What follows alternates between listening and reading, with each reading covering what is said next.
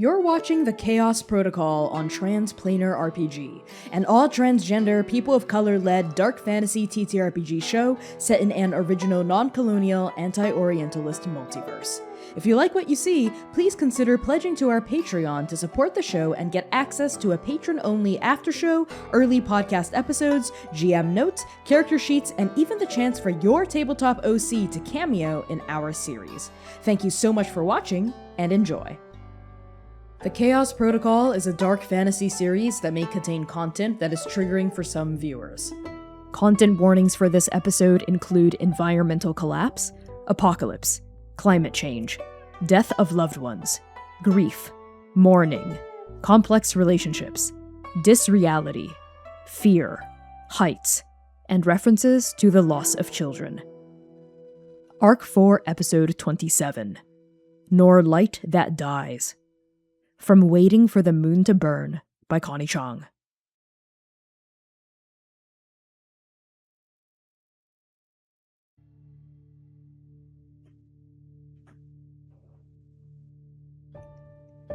From a certain point of view, the dust is almost beautiful. Light doesn't filter through it so much as sink into its depths, like a firefly mired in sugar sap. Thick, pluming spindles of dust roll across these desiccated foothills, giving form to the vicious, sluggish breeze, scouring all life from the surface of your home. It makes the air visible. It gives substance, color, a body, a dry, molting voice to that which should have never had any of these things to begin with. But there is also beauty in the profanity, in the paradox, in the consequences of someone else's choices, not because of them, but in spite of them. Blooming from the dust, there is a green sprout. There is a blue flower. There is pain. And there is hope. We don't know how much time passes up on that wall as Azalise Raid looks out into the endless dust, and Zinnia keeps watch, keeps vigil, keeps them company. The light, stuck inside the dust, slowly fades. Yet, Azalise remains, unmoving, but alive. And so does Zinnia. The silence is only broken when a shadow arrives at the bottom of the wall, flitting about like an anxious swallow. And Yinghe calls out and up in a voice of poorly disguised panic. Zinnia? Can I talk to you? Please? Now? I think there is a simple, wordless exchange between Zinnia and Azalise. A simple, I think, nod of, you can go, before Zinnia's up. I think turns to Azalise one last time, just as a show of care, before she makes her way down to Yinghe. What's going on? Yinghe is pacing in front of you in a tight line. They are anxiously wringing their fingers together, knuckles white, the color bleached from their face. His hair is slightly loose from its bun, and Tada's silver eyes are wide, frantic, showing even more of the black scleras than you've ever seen before.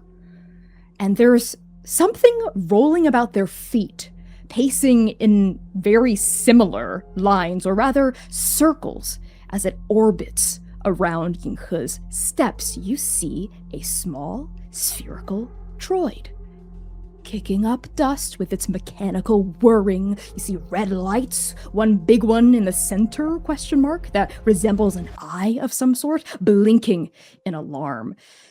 And though you've seen various mechanical objects during your stint on Keseki and also at the Syndicate, there is something about this particular droid that feels familiar beyond the bounds of this planet, in the same way that Nova felt familiar. And Yinghe is already speaking before your feet even touch onto the ground from the ladder you descended from. They're saying, oh no, this is not good. Zinnia, hi, hello, Nova, Sayer, Lumira, Zynon, they're gone. I think... What do you mean? They traveled back in time. We wanted to. I was supposed to join them, but something went wrong. In the magic, I think I couldn't... I went through Lumira's fingers and Sayer's too, and I couldn't go with them, so they're gone. In time. There is, I think, maybe a few seconds as Zinnia tries to collect those thoughts, because there's nothing that could have prepared them for this alert. I'm guessing they were trying to... What were they trying to do? I'm honestly not too sure. Zynon said something about Buta's ship, getting it before it was taken apart or something like that, but nothing concrete. I think we were going to figure it out when we got there, and I couldn't go there with them. I think the trying to figure it out before we got there almost knocked Zinnia back into it. Well, there is so much I want to say to them. What do you have any idea of when they were going to? I don't know. And the droid cuts in at this point. You hear a as it kind of swivels around and fixes that central red eye up onto you. And when this droid speaks, its voice is modulated through a robotic filter. And the Oracle says to Zinnia, 10 years! They tried to travel vault 10 years back in time. I could sense it in the time stream that Lumira was attempting to access. Question about the Oracle. How similar does it look to the model I had? Very, very similar. Like they could be siblings. Okay. Just a few little details. Some of the contours are slightly different, but it's almost identical. Did it sound like that? No, absolutely not. No. None of the oracles you've ever heard in any situation back at the Syndicate sounded like this one. This one is odd. This one is weird. It's off. It's wrong, Zinnia. Yeah. Of course it is. Nova. All right. Thank you, Oracle. Well, it obviously didn't work, because if it worked, we wouldn't be here having this conversation. Well, right? That's not necessarily true. And the Oracle starts to whir. And as it continues to talk, the whirring builds, and you can see a little bit of heat skid marks starting to swirl about the dusty ground as the Oracle starts to whip itself into a bit of an anxious frenzy as it reveals, well, I'm sure as a former Syndicate agent, Zinnia, you are aware that there are certain things that are not advisable, but few things are outright forbidden, and chronology, time magic, is exactly one of those few things that are outright forbidden because, of course, it screws with the fabric of the journey. If Nova, back there, changes things a little too much, or stays in the past a little bit too long, we might be pretty fucked here. I think Zinnia kneels down and offers to pick up the oracle, if it will allow. The oracle dumps itself, rolls forward like a basketball, and it's kind of hot. Its metallic surface is a bit scalding as it tumbles onto your fingers. It's trembling. I think the pain hurts, but not enough to cause Zinnia to drop it or anything. As Zinnia it's uncomfortable holding the oracle for a couple of reasons. I think the reminder of the syndicate, everything here this is all syndicate mess all the way down, and Zinnia can't escape that, and holding this oracle only helps solidify that weight in her hands. Okay, so there's a chance they have ruined the journey, or at least part of it. Yes. Is there any way to get them back? Not unless you're secretly a time mage as well, Zinnia. No. This is my forte. No. The only way we'd be able to get them back is if one of us were a chronologist. Or if they vaulted back here, but... Yinghe chimes in, low and serious. Oracle, what do you mean by we're fucked? Well, you see, if they tear the past too far away from their future, our now, the present, these two pieces will drift farther and farther away. And guess what? Their time stream takes precedent over ours. They change too much, we're gone. Annihilated. Oblivion takes us. It's not just destruction. It's total erasure. Like none of this ever existed in the first place. Zinnia immediately looks to the sky. You look at the sky, and that black hole, that seed of annihilation, still the size of a dinner plate, before your very eyes, growing larger, slightly, bit by bit, drifting, almost imperceptibly, and Yinghe says to the oracle urgently, well, how much time do we have before... It's a third of the sky now. The dilation took no time at all, even as you were looking at it, Zinnia. And everything around you all at once becomes less. The color in your skin and clothes, the chill of early evening, the light stranded in dust. All of it is just less of itself. Even the pressure of this undark seed, the void between the spokes of our beginningless wheel greased by ignorance and desire, is not felt, because there is nothing to feel. There is nothing for you here. But you can see it. Not just you, Zinnia, not just the Oracle, not just Yinghe, all of you. Here in the garden, all of you here on Keseki. Because this is not a temporal paradox that only those unspun from the wholeness of the weft of the journey can perceive. Oh no, this is happening in real time, right now. It looms 8 inches, or miles, or light years away from the tops of your heads, the end of the end, peering at your mundane and beautiful world through the eye of an infinite needle.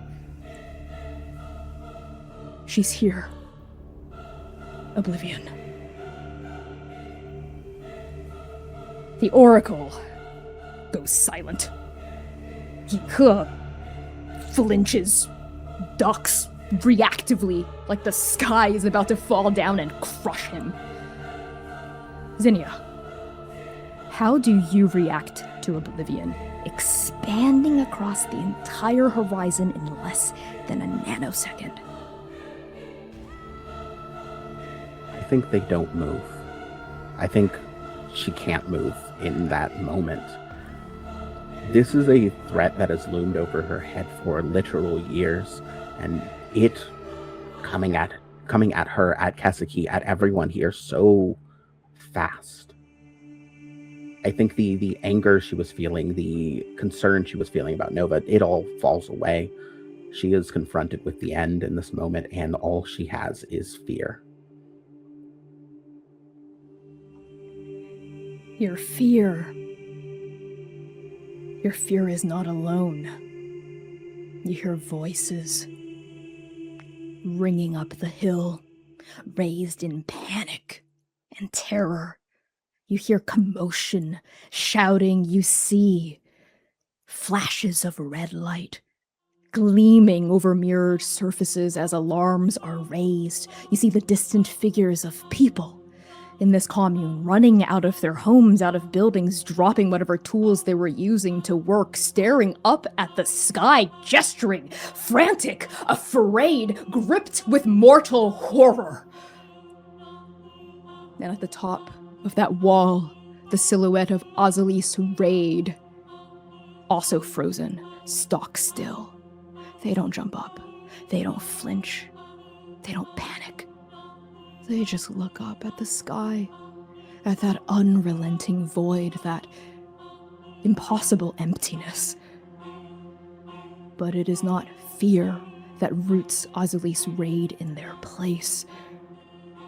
Why would it be fear? For all they see above them is a reflection of what's been inside of their chest for 8 long years. Zinnia! Bagoon's voice ringing up the hill. You see him now. Brow creased with worry, Jack by his side, and one by one more tears congregate upon your spot. You see Libra and Saral rounding the greenhouse. Libra, rifle out already. Saral clutching books to her chest like a shield. You see Dr. Wu, Bug, Nose Mama scabbing up the hillside. Her tail, the brunt of it, lashing in alarm. And Libra shouts, closing the distance as they do. Hey, what the hell's going on? It's almost here. Jack says as she draws close to you and stops, and the rest of the tears also form a loose circle around each other. What's almost here? Oblivion. There is a beat. Confusion, uncertainty, but also a deep, shared, mortal knowing. For there is an instinctual knowledge that from nothing is where we come, to nothing is where we all eventually go. And a shudder ripples through the gathered mortals by your side. Looks are exchanged, brows creased, eyes wide with concern and fear. And then Jack's eyes land on Yinghe, and then search the empty spaces around Ta before fixing her gaze back to Ta to face. Yinghe, where's the rest of your group? Yinghe slowly straightens from where they'd been reflexively crouched down and away from Oblivion, and they lift their gaze and meet Jack's eyes, and they just say, they left. And a second ripple goes around the tears, another ripple of shock. Some look grim, others, Libra, look pissed. Bug is the most confused out of everyone. There is a lack of comprehension on its face. And Libra says, scowling, spitting at Yinghe, there, acerbic tone heightened by the fear, this current of terror making everything worse, saturating the air like a toxin. And Libra says, "What, so they bailed? So they bailed! Of course they did. Of course your friends fucking bailed." No, they didn't bail. They left to try to find help." "Help? What, out there? Help from who?" Libra. Libra fixes their scowl onto you, but they bite, grit their teeth, and jerk their head away from Yinghe, setting their jaw hard. You can hear their teeth grinding in their mouth. But Yinghe, they both look wounded and also righteously guilty. Like Libra's words strike true because, in a sense, they do. Yinghe says, They were trying to do the right thing. We were trying to do the right thing. They still are. They weren't intending to leave, to abandon any of us. But things went out of control. And they're not here now. Not anymore. But I'm here. And I'm not going anywhere.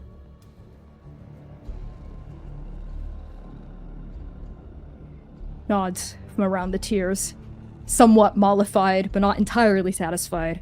Libra spits, crosses their arms, but does not press the issue. And now it is Sabral that turns to you, Zinnia. Regardless of where the rest of Yinghe's group is, there is a bigger, more obvious problem. What does this mean? This doesn't make sense. Oblivion? Black holes don't behave like this. It... And then a voice resounds through the entire garden, echoing through the air, mixing in with the terror suffusing it, and, in a way, due to its presence, dispersing it, diffusing it. Crackling over broadcasting equipment, all of you hear Samishi Ereber's voice. And down the hill, in the central square, you can see her silhouette, standing on an elevated surface, and there is a crowd of people accumulating around her, growing with each new sentence that she makes, momentarily calming their intense panic, just so they can hear her speak. And as she talks, that voice carries across the entire garden, and behind her head, Oblivion frames her like a lightless halo. And Samishi says, "My friends, please. I know that this is all very confusing and very frightening. For those of us who cannot see, please allow me to clarify what has occurred. The black hole in the sky is much closer now. It occupies most of our horizon and casts a pale gloom over the surface of our home. Yes, this is shocking. Yes, this is unnerving, but I promise to all of you, we will figure out what this means for the garden, and we will get through this. But in order for us to do that, we must stay calm. Fear will not save us. Fear will make us panic. Fear will make us indulge our worst instincts at the worst time and impel us to do things we will regret. I know that staying calm in the face of this sudden unknown is a daunting task. I know that I am perhaps asking a lot from many of you, but I would not ask if I did not think if I did not know that you were capable of it. When the dust came, so many people around us said it would be the end, and look where we are now. When I opened these gates to welcome anyone who needed a home, so many people around us said it would be the end, and look where we are now. We have been through incredible adversity together, and we have always survived it. We have always come out on the other side, stronger and wiser and more ready to surmount the next challenge, and the one after that, and the one after that. Here is the plan. I will raise our shields for the next 12 hours. During this time, please follow our energy deficit protocol so we can conserve our stores as much as possible. Please, as much as you can, try to stay indoors until we learn more. I will investigate this occurrence, and I will figure out what this means for our home. Do not panic. Look out for each other. Take care of each other. We will get through this together, as we always have, as we always will.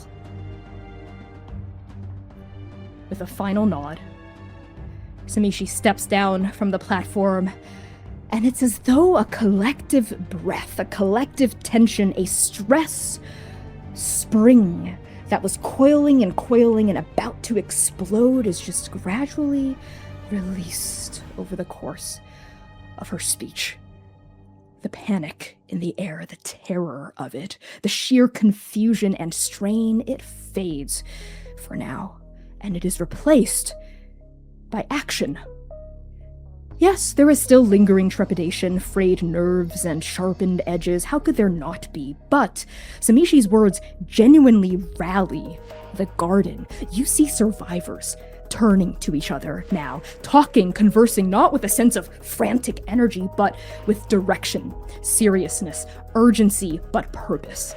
You see smaller groups beginning to disperse to various parts of the garden to power down large structures, using up a lot of energy. You see other folks helping elders and children back indoors, the most vulnerable among them.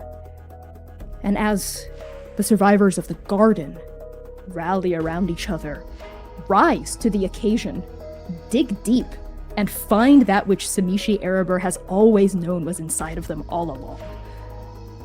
The tears turn to face each other. And as they do, all of you hear an ambient humming noise as the shields kick on all around the garden, an iridescent pulse rippling and warbling over the surface of this huge, semi-translucent, all-encompassing dome. Then the humming dies down to a low ambient background noise. And as you tears regard each other, Zinnia, you see that Samishi's words didn't just touch the survivors of the garden, they touched the tears as well. The candor of what she had to share, the firmness of her conviction resonates. She has her plan.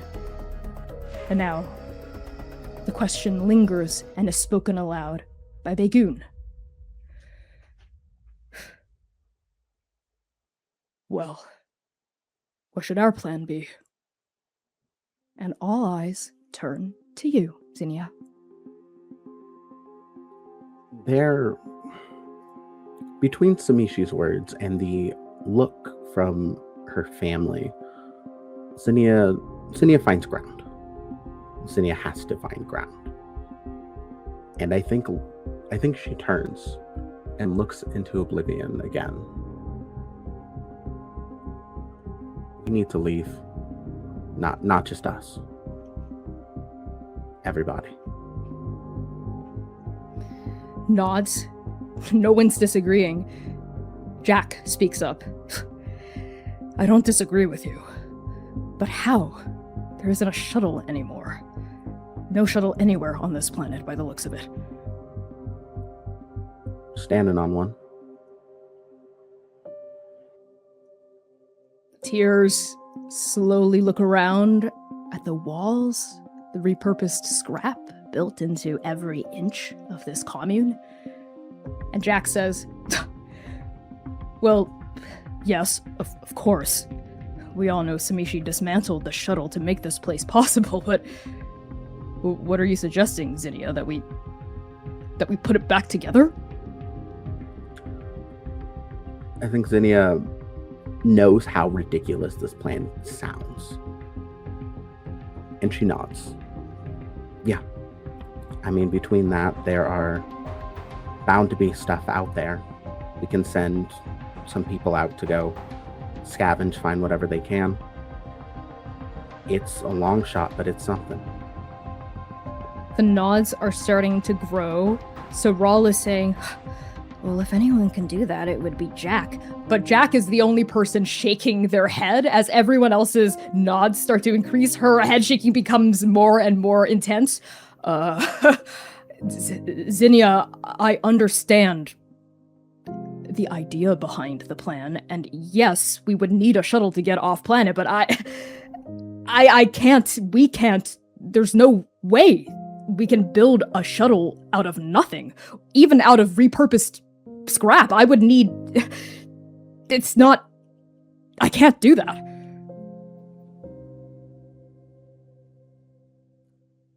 I think you can. There's a lot of us. We can help build stuff together. It looks bleak. I'm deeply aware of that. But what else are we going to do? Let that get us? Are we not going to try? Zinnia. Bagoon chimes in. I'll talk to Samishi. See what resources she can lend. I was just going to ask you for that, Zinnia. It's not like we're building something out of nothing. There's bound to be scrap here she can spare. Resources. Hell. Manpower. I'm willing to bet more than a few survivors in this place are going to want to join us when we talk about going off planet. And Samishi strikes me as the kind of woman who's reasonable and would understand that some of her people might not want to stay down here anymore, given this. And he gestures up at the hole in the sky. New development. Jack.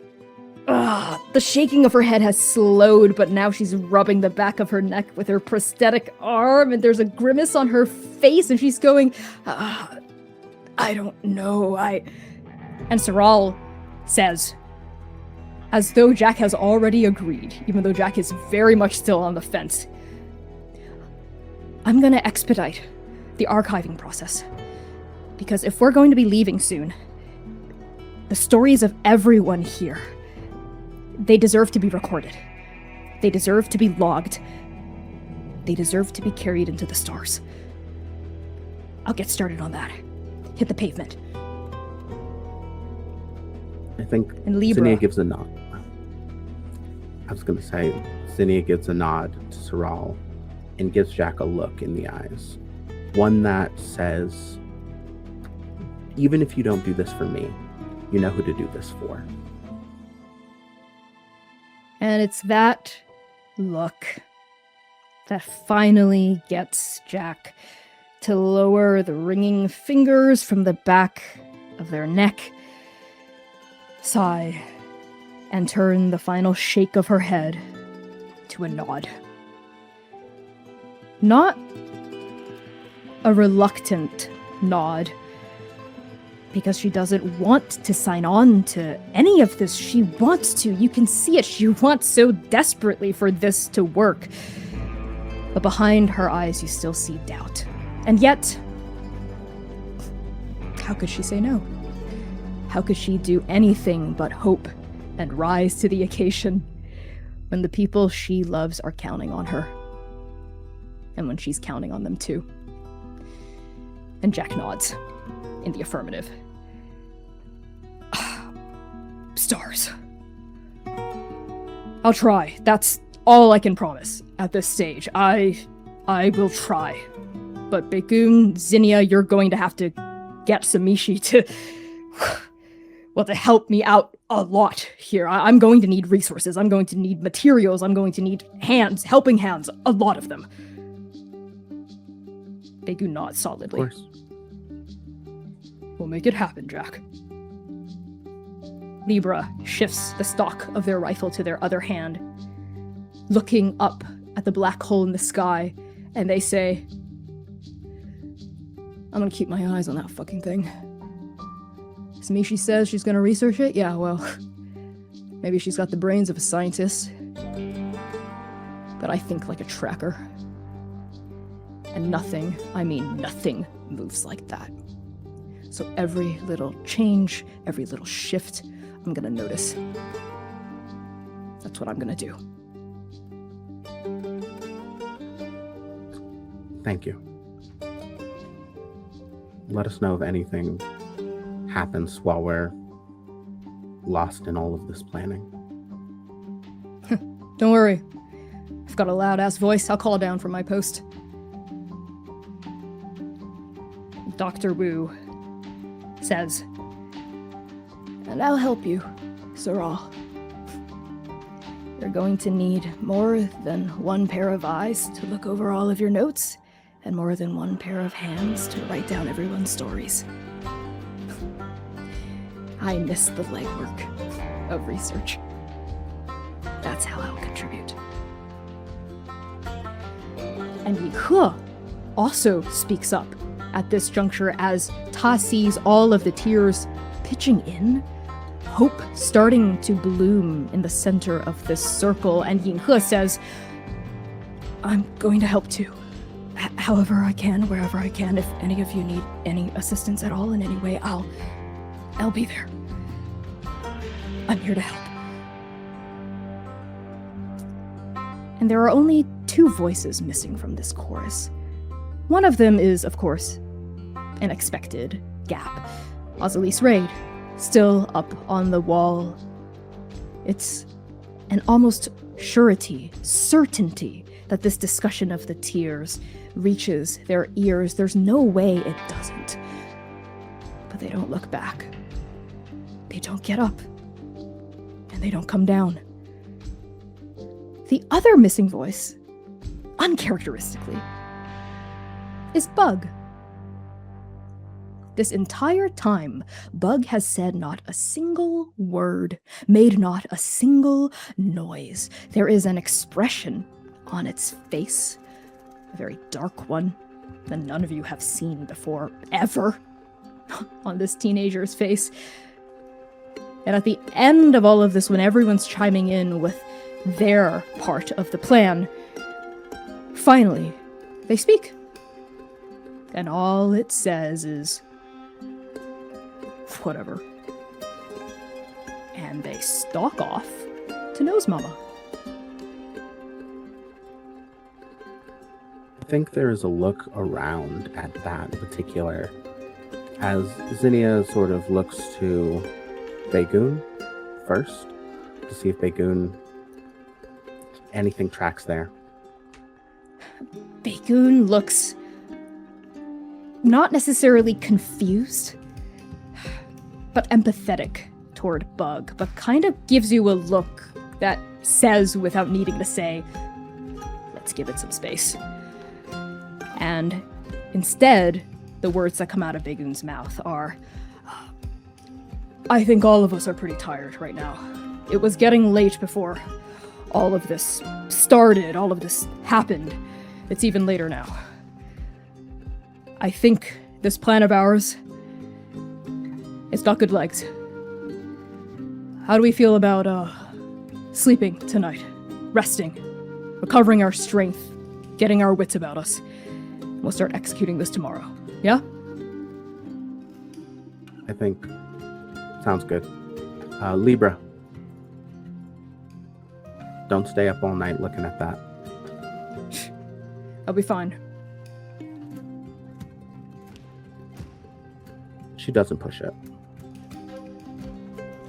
Even though you don't push it, there's a beat as the tears start to disperse. Libra tears their eyes down from oblivion and look at you, and they say, good tracker doesn't run on nothing. I'll rest when I need to. I know my limits. I know. Just be careful. Fine. And Libra rests the stock of their rifle across one shoulder.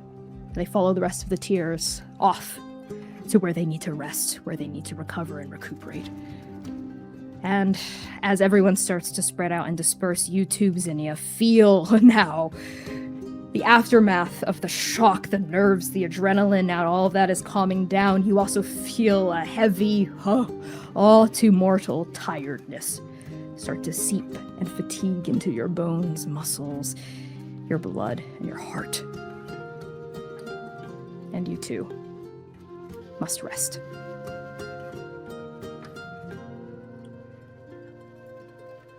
The morning comes without much fanfare. Light struggles to illuminate the now mostly vacant sky. Everything is exactly as it was last night. That is to say, itself just less. That black hole is still there. It wasn't a bad dream, it wasn't a bad nightmare. Oblivion is still there, looming over the garden like a sword that has yet to fall.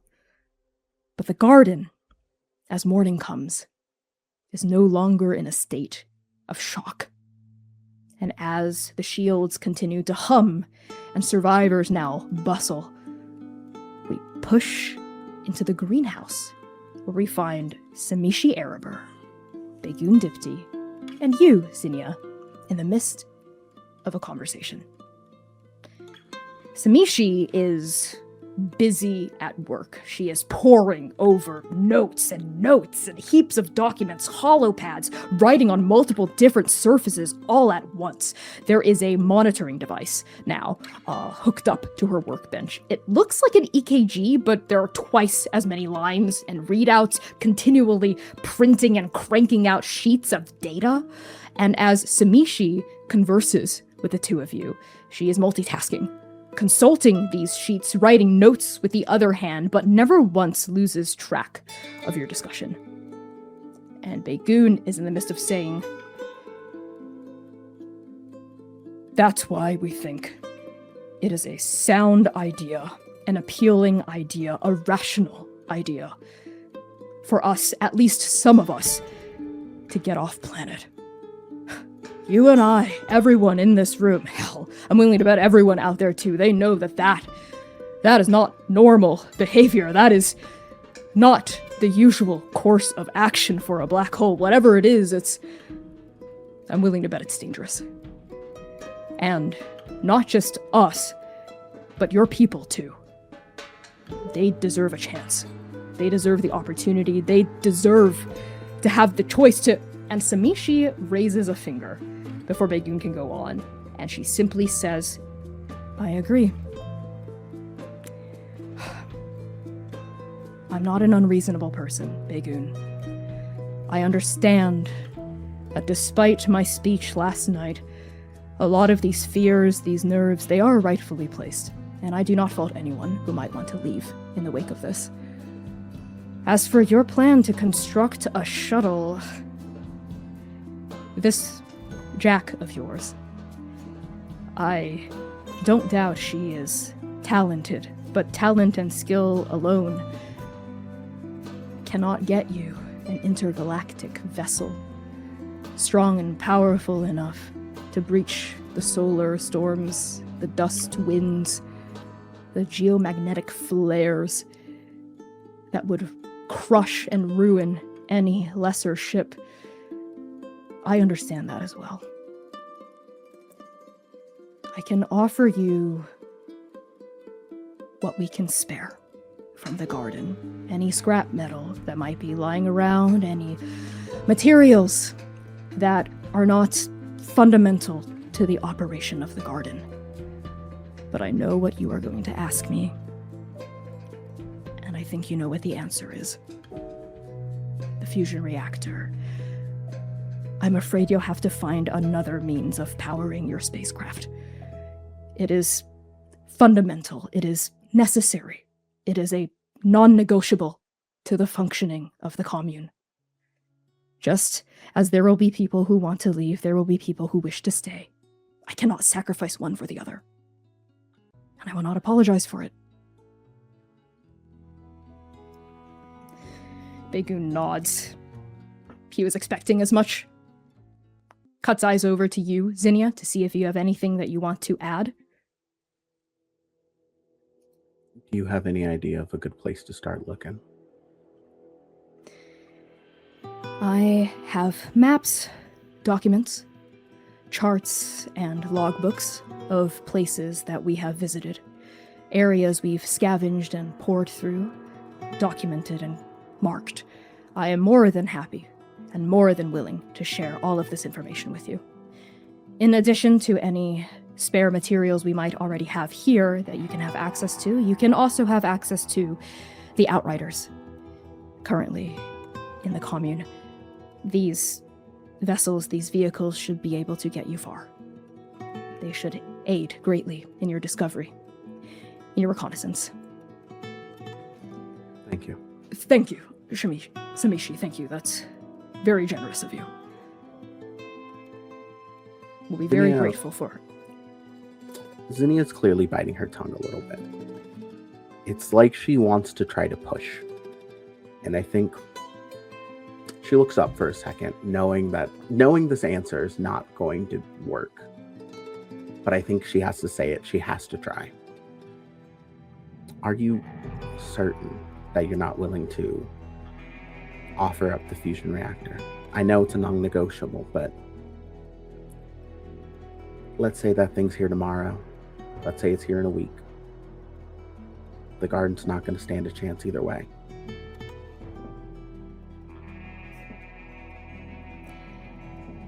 Everyone said that about the dust, and about the gates, and about so many other things that were deemed unsurvivable, deemed impossible. And yet, we're still here. I'm still here. My husband didn't believe in Kaseki. He's gone. Kaseki is not. Kaseki is my home. It will always be my home. I am not going to abandon her. As long as there is at least one other living soul on this planet, I am not going to abandon her. Zinnia nods full of respect. I understand. I knew when I asked. And I knew that you had to ask. So I do not fault you. Believe me, I understand your perspective. And I hope you can understand mine as well. I understand your perspective. She winces a little bit.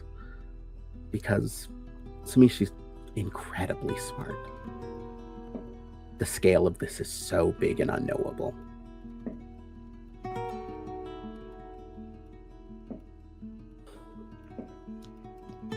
And Samishi says, anyone who might want to come with you, who might want to also leave Kaseki, I'm sure they'd be willing to lend a hand, pitch in. And even those who aren't, well, we all know what it feels like to be scared, to want to survive. You have my permission, you have my blessing to ask anyone you might want to ask in the garden to lend a hand. Anyone who might be able and willing. Of course, ultimately the choice is theirs. Thank you for coming to me about this. Thank you. It means a lot that you're willing to hear us out. Of course. You would be surprised, or perhaps you wouldn't be, to know that There have been plans hatched by various folk in the garden, and some of them were laid out in the open with trust and honesty and belief, and others were, well, let's say, hatched in secret. Plans of violence, of control, and theft. So I always appreciate it when people ask, at the very least. She looks like she's about to say something else, but a noise interrupts your conversation, a loud noise, an air-shaking roar, as something large passes overhead, and through the translucent ceiling of the greenhouse, you see the smoking silhouette of a ship, not a shuttle, but a starship careening across the sky before it crash lands somewhere far beyond it, in the near distance, somewhere in the desiccated wasteland outside the walls of the garden. And as this ship just careens overhead, Bagoon jumps up in alarm. But Samishi stays very calm. She stays seated this entire time. Her pen pauses for just a beat, and then it goes right back to writing, as she says to you, Zinnia, well, what good fortune. Looks like you'll have some scrap to scavenge soon. Yeah. And with that, we push out of the greenhouse, up, up, up, toward the smoking trail in the sky.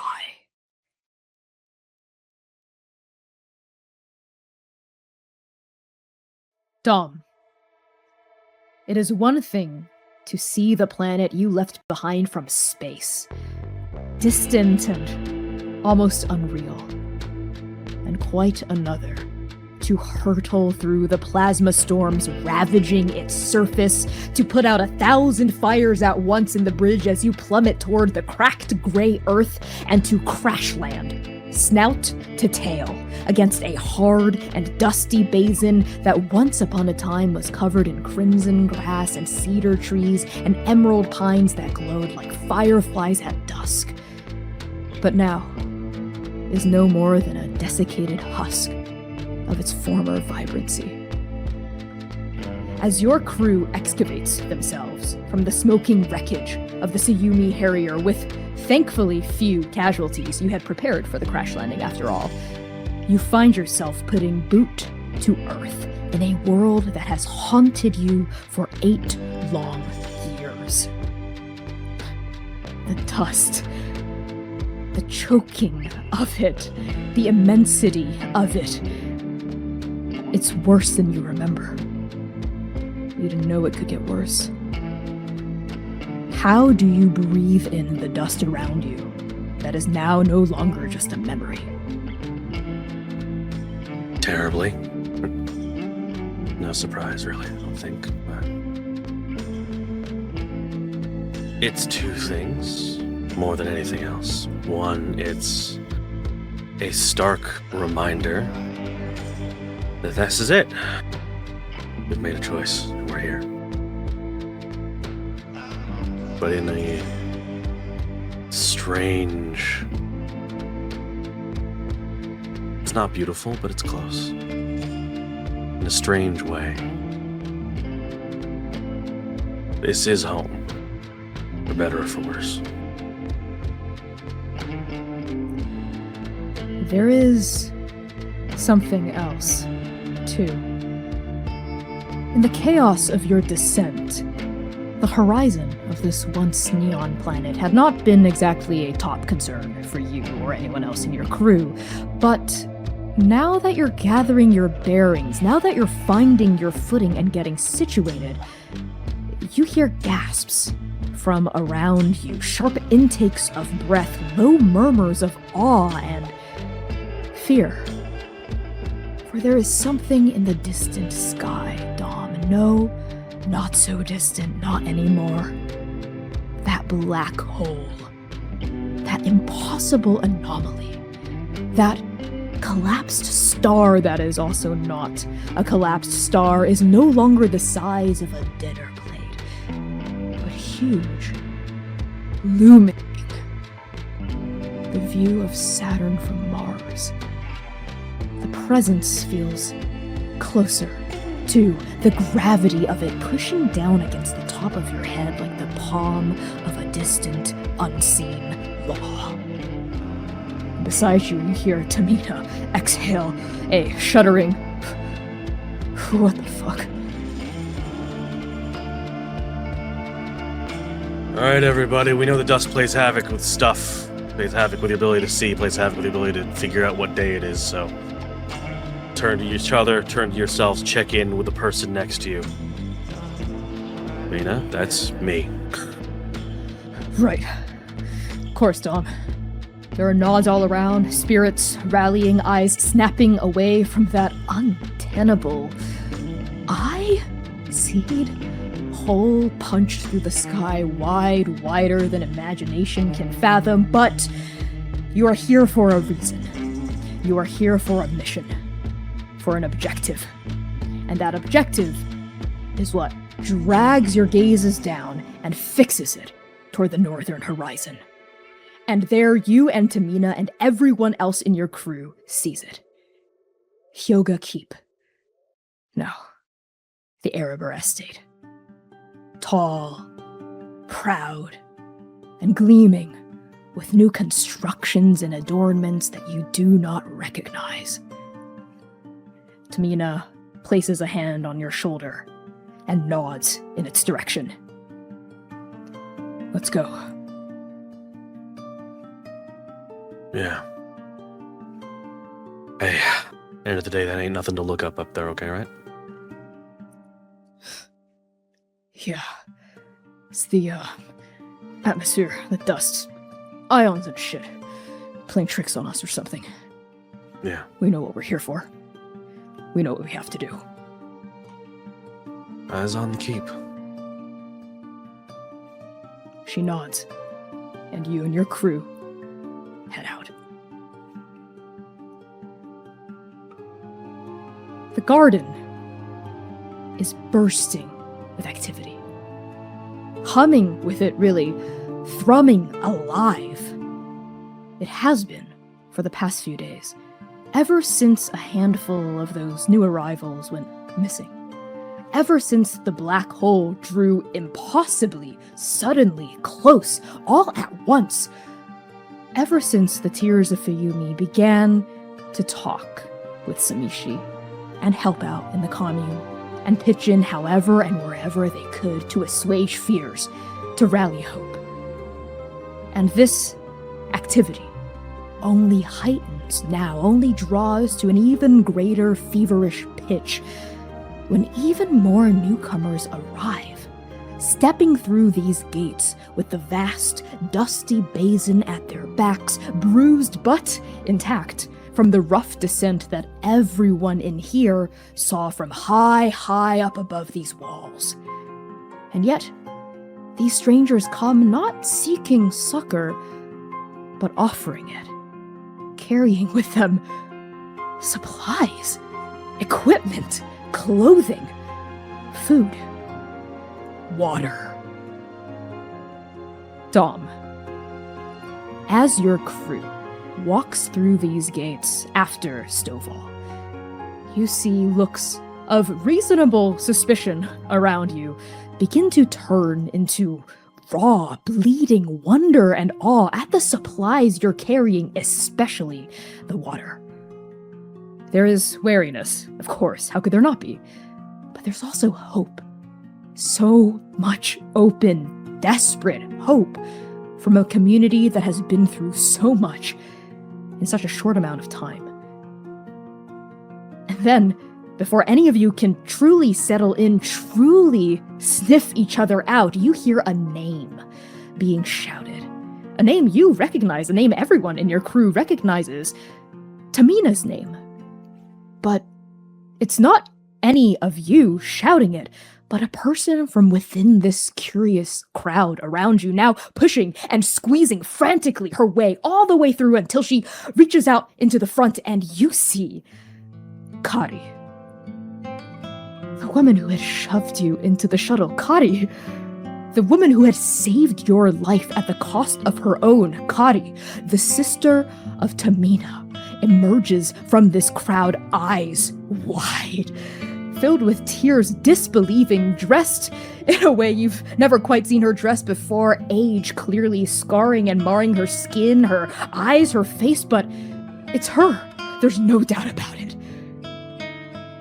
And for a brief, impossible moment of held breath, held bodies, held minds, held souls, both sisters regarding each other as they might regard a ghost, both of them scared now suddenly to come close, scared to confirm this, scared that this might all be some grand illusion or fantasy or dream.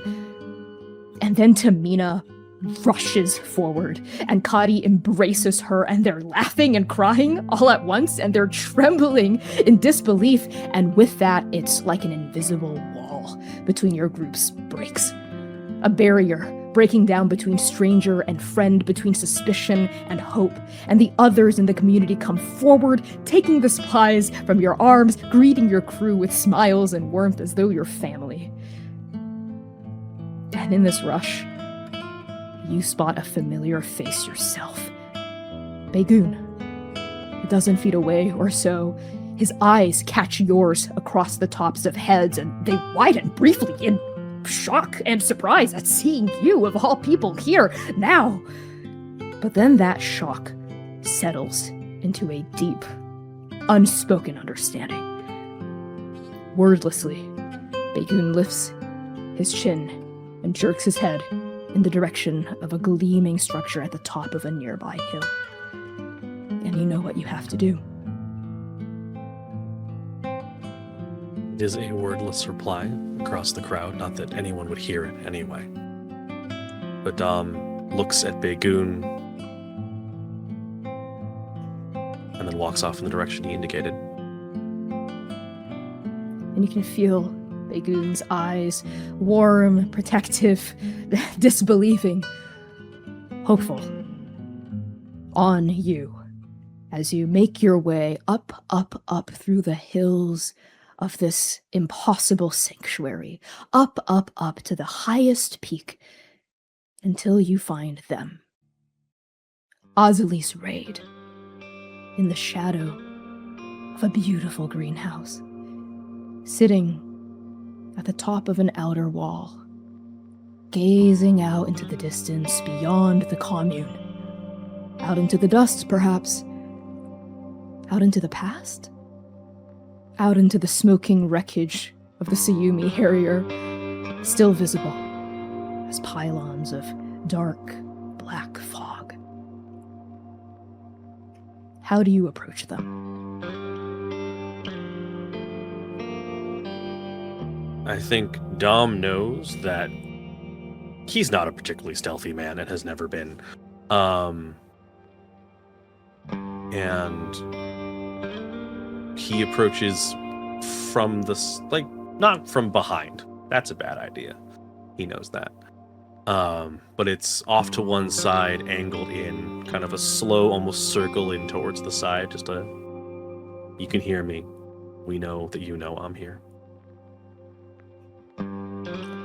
As you scale the wall, making sure to make your presence known through sound, through sight, motion, and aura, Azalis Raid does not shift their body, does not tilt their face toward yours, does not move at all until you draw closer, ever closer, until your presence is undeniable, something that they can't wave away as a trick of the light, a trick of memory, a trick of belief.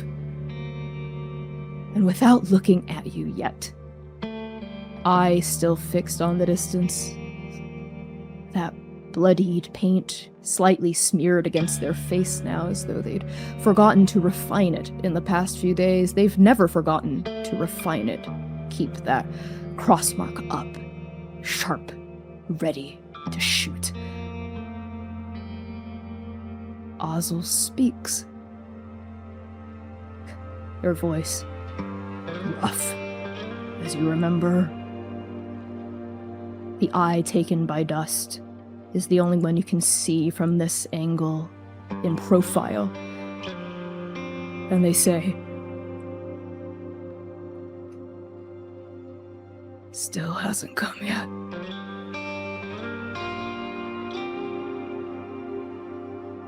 And Dom takes, I think, as he approaches, as they start to speak, sort of stops for a second, finds a piece of metal to kind of just lean on. Like, you've talked, this is the space we'll keep for now. Posts up against it, sort of half turned to face Ozzel with his body, but his eyes are looking out at the same horizon. If there's anything he does know how to do, it's how to give space. Well, it hasn't come yet. There is a beat. And then Ozzel says, unchanging, face unmoving, only their lips cracked with dust, desperation.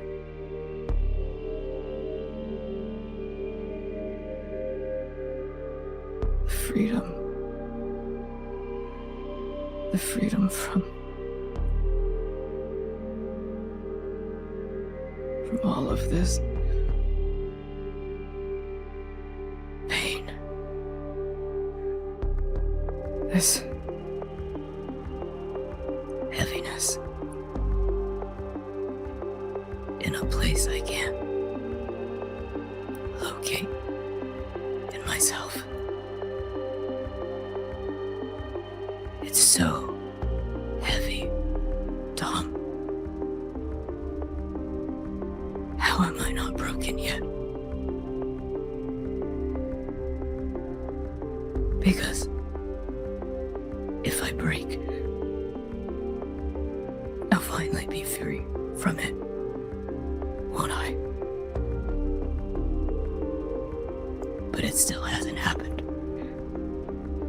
It still hasn't come. How can a single body carry all this pain and still persist? The ancestors are laughing at me.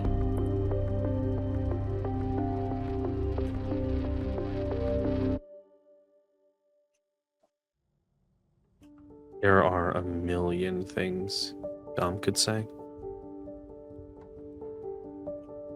And there was... He's not known it. He's seen a lot of timelines, sort of, the shape of them, but he'll never remember that. And in the timelines that he hasn't seen, he probably said something a little more supportive, maybe something a little better, maybe a little bit more well thought out, but in this one here, in this moment, the only thing he can do is chuckle a little. And he says, I don't know about your ancestors, but if Firefly could see us like this, she'd be laughing.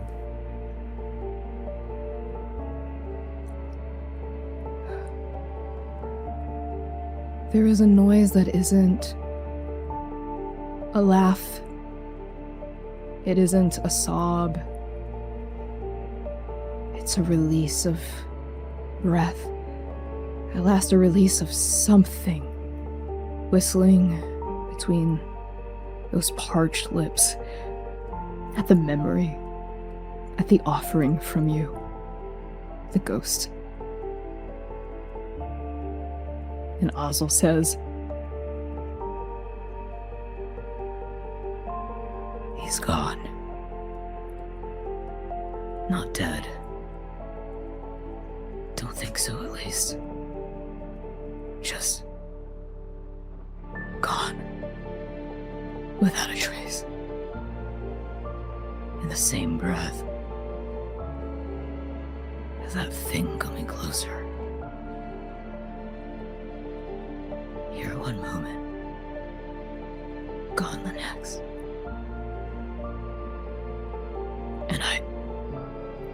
And for the first time since you arrived, since you scaled this wall and leaned your back against a piece of a ship that you don't yet know is a piece of a ship, Azli's raid moves their head ever slightly in your direction, though their gaze is still fixed on that distant horizon, and just ever slightly you see a little bit more of their expression. And you see a strain, a warbling, a ripple of some kind of unfathomable emotion clenching across their face like a fist before it briefly releases this conflict within them. And Azl continues. I don't miss him. No, fuck. Yeah. For what it's worth, I couldn't either. Took me a while to get to that point. I don't want to miss him.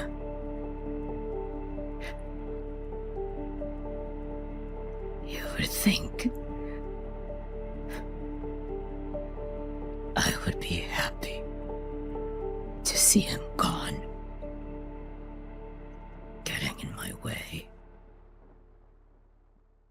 a walking impossibility, a distraction. But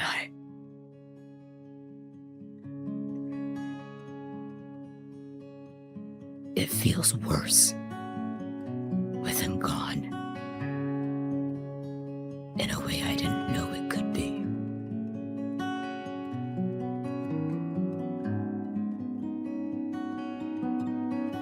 I was so used to him gone, Tom.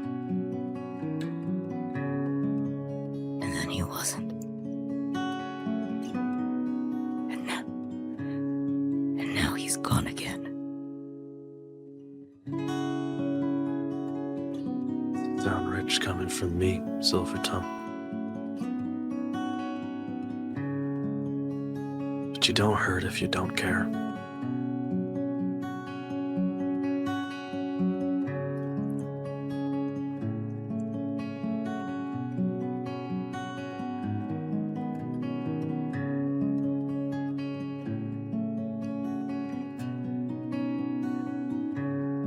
When the knife bites into flesh, it stings and it bleeds. We all know that. That's what living is. But when the flesh stitches back up, piece by piece, second by second, over time, that scar,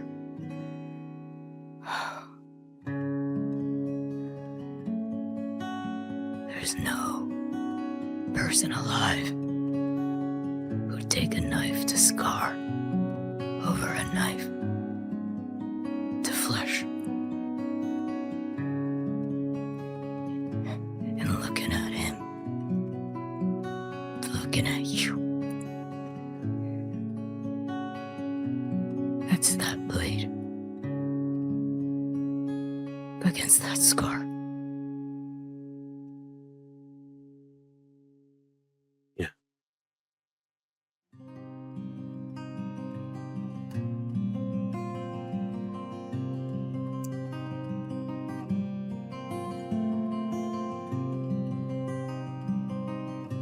It's here. They don't need me to do the job they know how to do. If,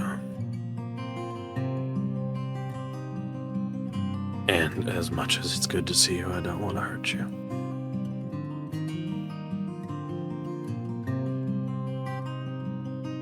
So I'll tell you what I'm thinking of doing. If he's gone, there's one place he's going. You know that.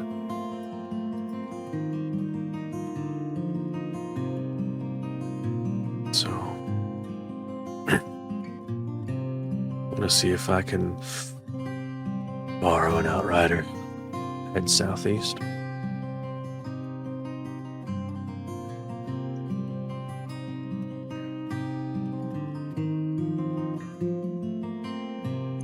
On a hunch.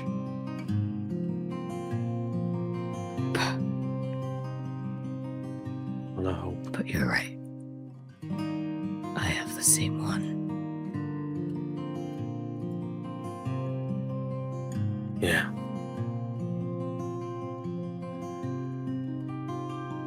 So, you're welcome to come if you like. And if you need time to do whatever it is to figure out, you can have that too. I'm not gonna push.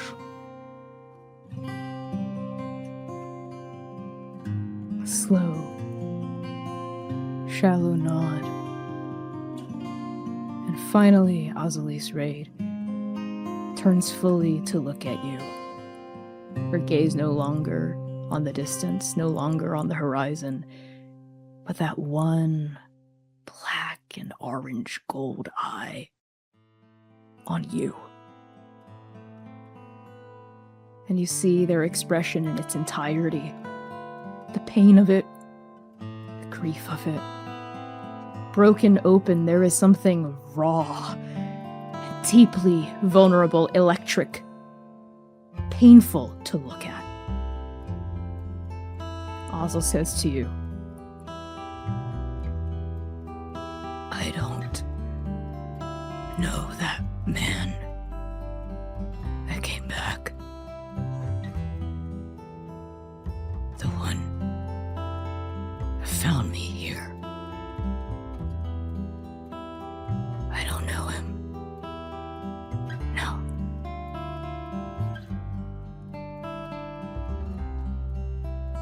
I wanted to know him before all of this. That was the man I needed him to be. But it's too late now. Back there, all you're gonna find is a ghost. Ghost of a man who didn't even exist. Till it was too late. Maybe. Maybe all he is a ghost. But if he is,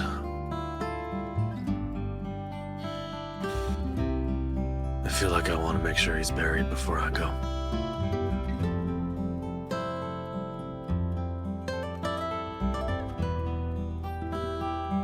I've done it once. Should probably do it again, huh?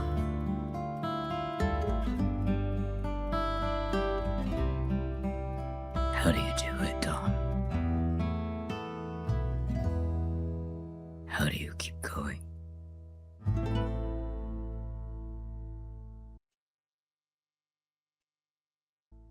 I didn't for a while. And I think that's what made it hard for me, for you. But Dom pats the bandolier he wears even now. A decade later. I think she deserves to see me do better. And I haven't for a while, so I've got a lot to make up for. Ozil's eye widens ever so slightly. And unconsciously, the movement is entirely on instinct. One of their hands raises and touches the side of their face where that red paint is, and slowly lowers. The fingers, tips of them, stain gently crimson. Then you better get there. To find him. Or to bury him.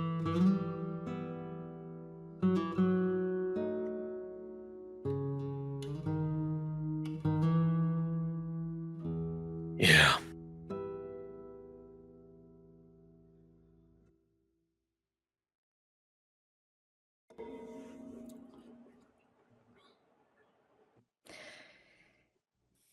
Before Dom leaves, on a personal outrider, cutting a dusty path through this desiccated wasteland toward Haruna Valley, he makes sure he greets each of the tiers, briefly but meaningfully, saying hello, saying farewell, saying, "I'll see you later."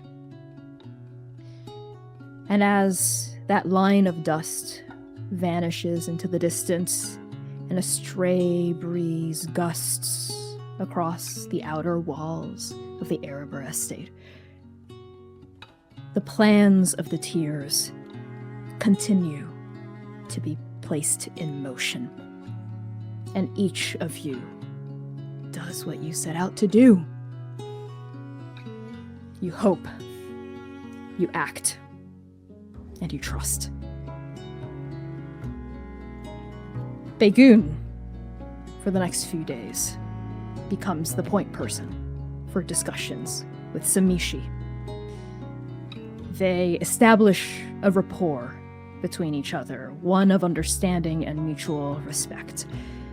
Their negotiations cover the specifics of materials that Samishi is able to offer, how to split this new bounty of resources coming in from Dom's crew, the exact timeline on Jack's build, everything Jack might need, and of course, tracking the folks who are pitching in to get an accurate headcount for both parties. Logistical matters, material matters, and occasionally, matters of community. Samishi continues to demonstrate that she is not unwilling to help. In fact, she is very amenable to this plan of yours and quite understanding. She just can't give up on the garden as a home, as a place, as an idea. And so, the fusion reactor remains the one thing that Samishi cannot lend, that Baegoon cannot secure. And Baegoon gets it too. He knows where she's coming from. He has his lines in the sand too.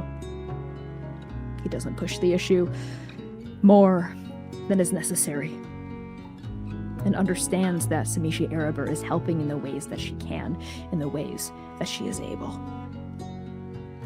As for Jack, over the next few days, Jack spends all of their time working on the impossible task made slightly less impossible by the contributions of those around her, of building a space-worthy shuttle, a shuttle that can escape the devastating gravity of apocalypse, of thousands and thousands of mortal choices, of the compounding effects of power, disproportionate power and time. And yet she does it, and yet she tries. She carves out a workstation for herself, an open space west of the main buildings of the main square. And at any given hour of the day, we see a bunch of helpers carrying scrap materials, taking direction from Jack, welding pieces together, coming back from scavenging trips. Jack pores over the schematics, draws up blueprints, redoes them, changes things on the fly, tries things out, and discards them when they don't work. In short, she does what she says she's going to do. Her best. And even though there is still doubt in the lines of her face, even though there is still worry in the downturned shape of her mouth, as she examines these plans, examines these schematics, she doesn't stop. She keeps going. And there is a sense that not all of this has to fall on her shoulders alone. Everyone around her is there to support her, there to pitch in, there to help in the ways they can too, just like she's helping. It doesn't take the fear away, but it does spread it out, diffuse it. As these days pass, Yinghe makes good on their pledge as well, to help out where they can, to keep an eye out. Lend assistance where assistance is needed. And in this particular case, for this particular gap, the assistance is directed toward Bug. You see, these past few days, in fact, ever since Nova left, Bug has been behaving not like their usual energetic self. Not like Bug. They stick to Nose Mama's side like they are one of her scales.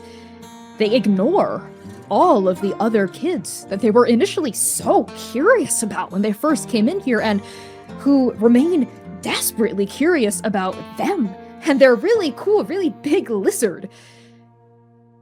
But they ignore them all. Oh, and it shoots really hot, really biting glares at anyone who gets too close to it.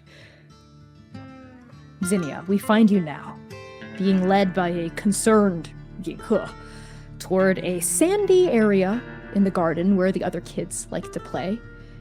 But instead of joining these kids in an actual real game for maybe the first time in their life with an actual real ball, Bug is squatting off to one side, staring down at the ground where they have thrown the monk spade that Sayer made for them into the dust and is just glaring at it. And Bug is not alone. In fact, crouching next to them is Kari. And over these past few days, you've learned that Kari is not only one of several doctors in the garden, she is miraculously the sister of one of Dom's crewmates. And right now, she's talking to Bug, or rather, trying to talk to it as you and Yinghe begin to draw close. And Kari is saying, Anbu, do you really not remember me? I was in the same group as your parents. You had a fever once. I gave you some soup that we found in an old warehouse. If you'd like to talk to anyone about what happened to you or to your parents... No. I don't. You didn't come to find me then. Why should I care that you're coming to find me now? We tried to find you, Anbu. We really did. And I am so sorry that... Just go away! And Bug storms off, kicking the monk spade as they do, leaving it behind. And they just go to where Nose Mama is sleeping in the sand, and they sit down next to her scaled body. Zinnia shares a concerned look, and I think gives a nod of understanding of, let's see what I can do, before grabbing the monk's spade and walking over to where it is sitting now.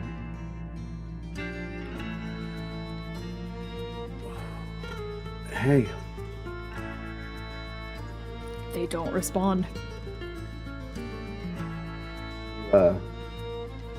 Seem to have left us. Yeah, so?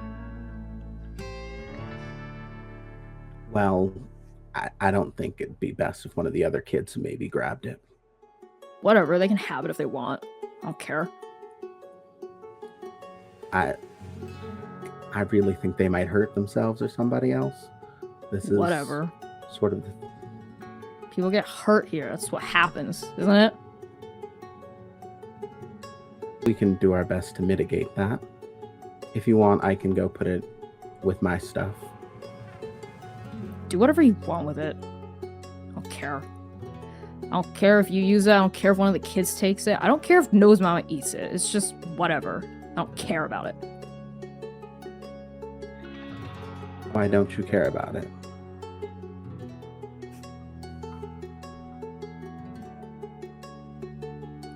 He said we'd figure it out together. He said he'd And be he here. left. Yeah. But honestly, he's not even special. Because everyone leaves. That's what they do. That's just what people do. They leave. My parents, Cotty's group, they just leave.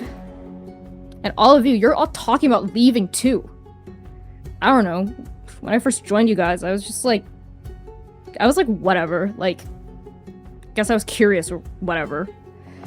And you guys were fun to talk to, and you were nice Nose Mama. And you're talking about leaving that whole time, but I don't really care.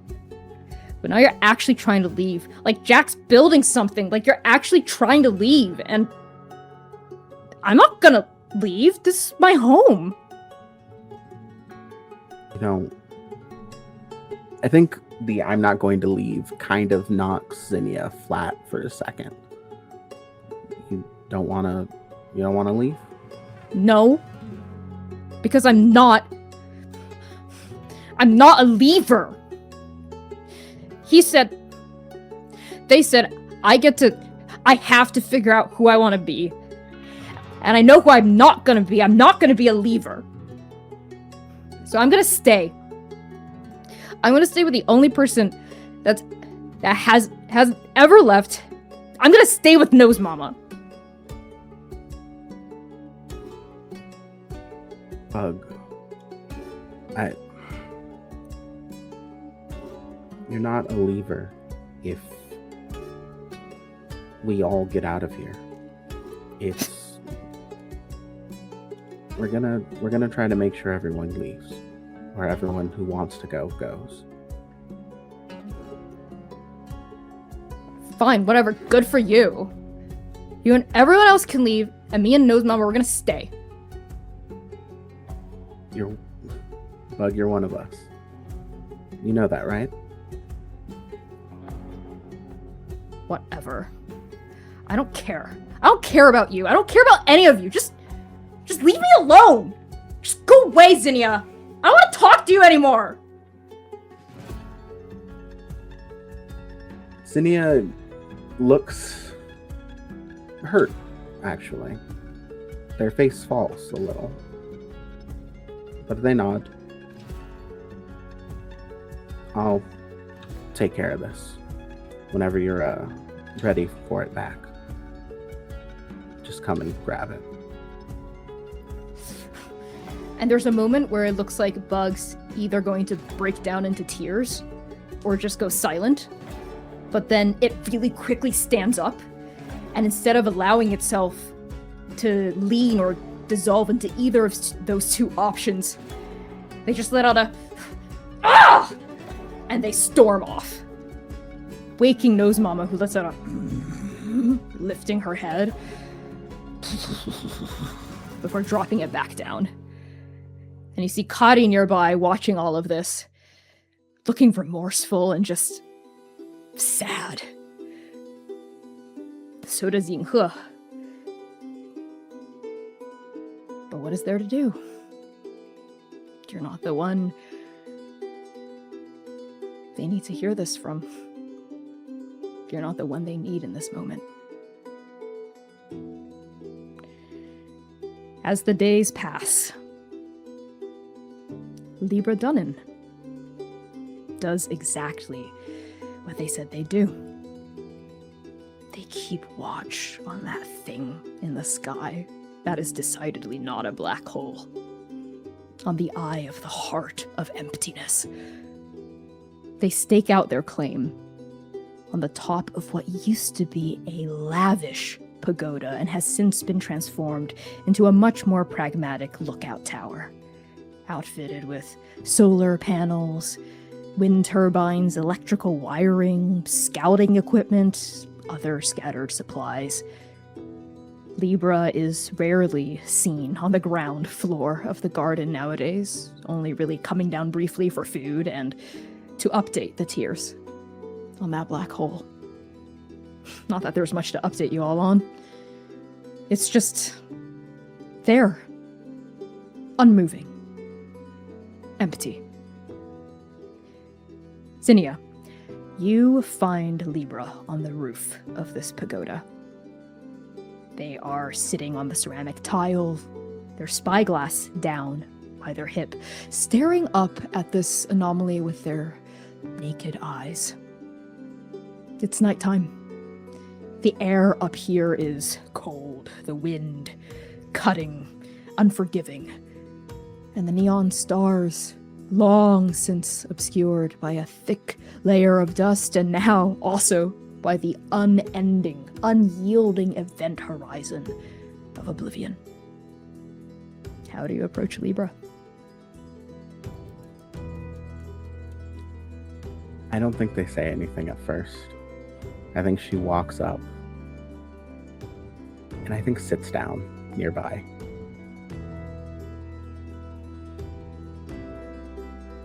How's watch going? Libra nods slowly, and they say, you know, this is actually how I've always wanted to die. Making the thing that kills me look me in my fucking eyes. I'm not gonna give that thing the satisfaction of catching me with my back turned. Yeah, this shit is personal. Always has been. It's not gonna kill you. We're not gonna let it. Are we now? Jack's working hard. They are. They are. It's not about hard work, Zin. Never has been. Fuck. You know how fucking hard I worked before the dust came? How dirt fucking poor I still was. It's never been about hard work. World doesn't care about hard work. Lords don't care about hard work. I get that. I think Zinnia fidgets with that ring. That's not why I came up here. To talk to you about work. Yeah? Why'd you come up here? To enjoy the view? Not much to see anymore.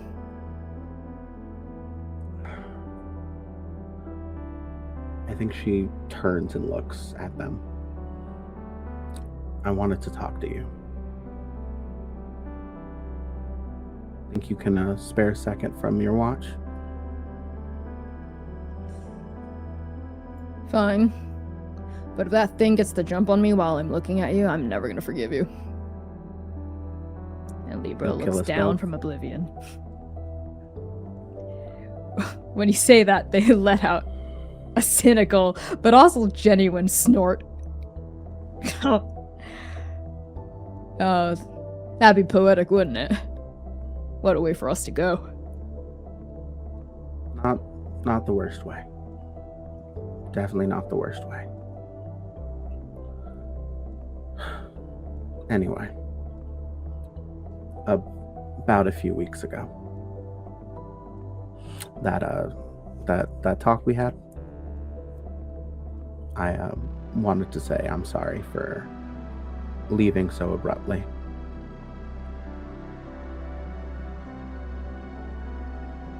Libra's eyebrows raise. They were not expecting that at all. The apology and the genuineness of it catches them off guard. For a moment, they're disarmed. They wait for you to continue, uncertain but not unwelcoming.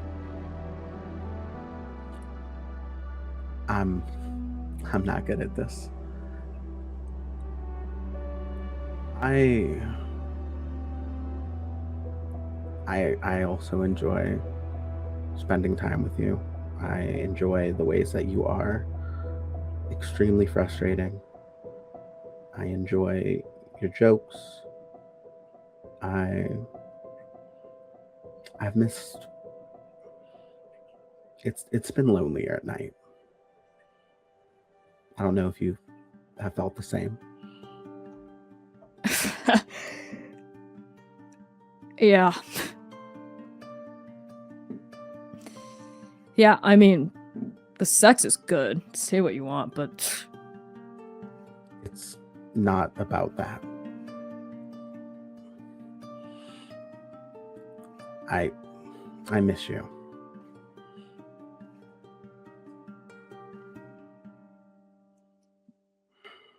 And I think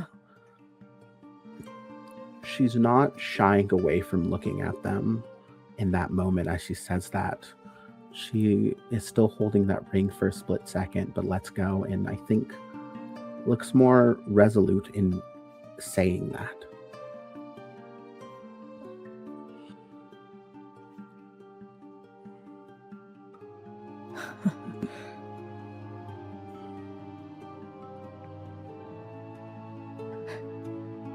never thought I'd see the day.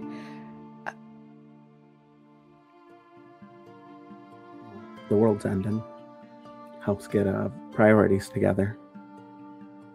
Same reason I sang with y'all. You deserved that. You deserved a bit more from me.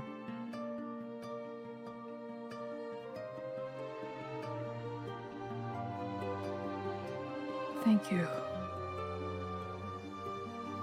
And it's just genuine. No snark. No sarcasm. No cutting comment. Just... thank you, Zinnia. That, means a lot.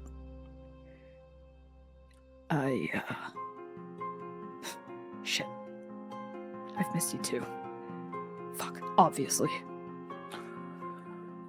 Mind if I get a little closer? Yeah, fucking come over here. Zinnia moves over. So does Libra. Can I tell you about somebody? I know not the best way to do this, maybe. When have either of us ever done the best way to do any of this? Go on. I'm listening. Part of why I'm so bad at this is there was somebody named Juniper. When I got here, I lost him. He was probably the first person I loved, and I didn't even know how to say it. I don't think I realized it until I lost him. And it is not easy to feel for anyone like that again.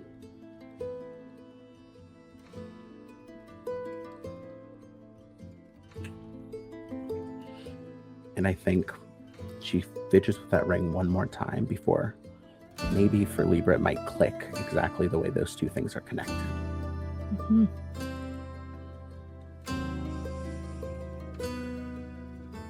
Libra's eyes flick down to the ring around your neck, back up at you. They're perceptive. They've always been. It's what makes them so damn infuriating. Such a good scout.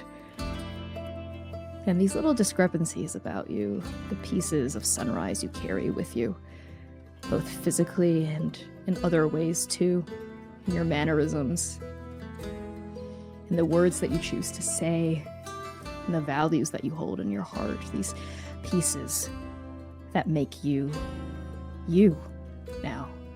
You see Libra putting them all together, assigning receiving as a gift, finally a name for one of these pieces. And they look back up into your eyes now. And they reach across this now narrow gap between the two of you, and they place a hand on top of your hand that is fidgeting with the necklace. And they say, really sounds like Juniper was really important to you. He must have been a really special person to have caught your eye. We grew up together. Best friends and everything. No shit. Wish I could have met him. Her face falls for a second. Well, maybe not tonight, obviously. Before we get out of here, I already wanted to go somewhere on one of the Outriders. Do you want to come with? Yeah. Yeah, I really do. I think she squeezes Libra's hand. This is the most uncertain their touch has ever felt, Zinnia's. The most nervous I think it's ever been. Thank you for understanding. Of course. You know, as much as I try to fight it, you mean a lot to me. And I want to be there for you. Fuck. Sorry, all this, I Same. worry I sound corny.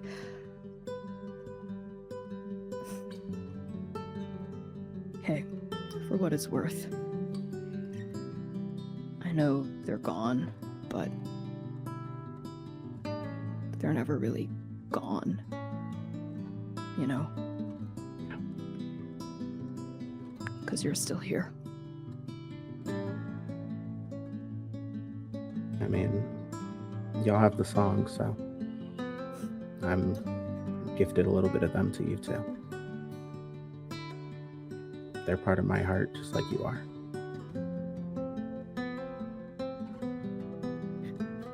Shit. That was corny. But Libra's smiling. And it's lighting up their face in this soft way that's so rare that they never show anyone else.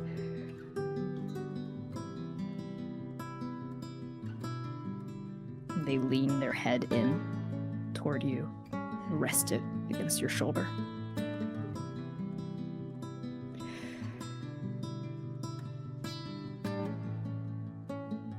I think Zinnia looks up at Oblivion. Do you mind keeping me company tonight? Guess I can tolerate it. Just for tonight. And the next, and the one after that. Shit. I'm already falling in love with you. You don't have to make it easier. So love. Shut up. Interesting. Whatever. Just something in you sings to something in me or whatever. You repeat that to anyone, I'm killing you in your sleep. Love you too. You feel Libra stiffen and then relax against you. And the two of you watch oblivion for the rest of the night.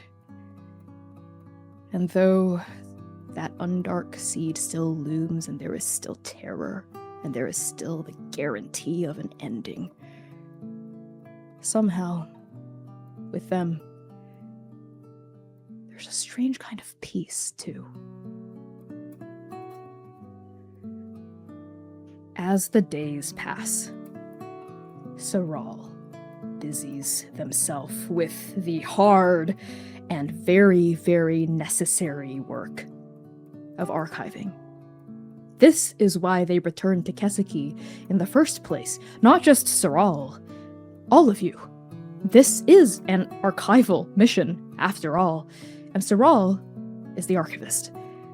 So they fill every waking minute of every single day, helped by Dr. Wu, determined not to waste even a single second. They conduct dozens and dozens of interviews, record all of them.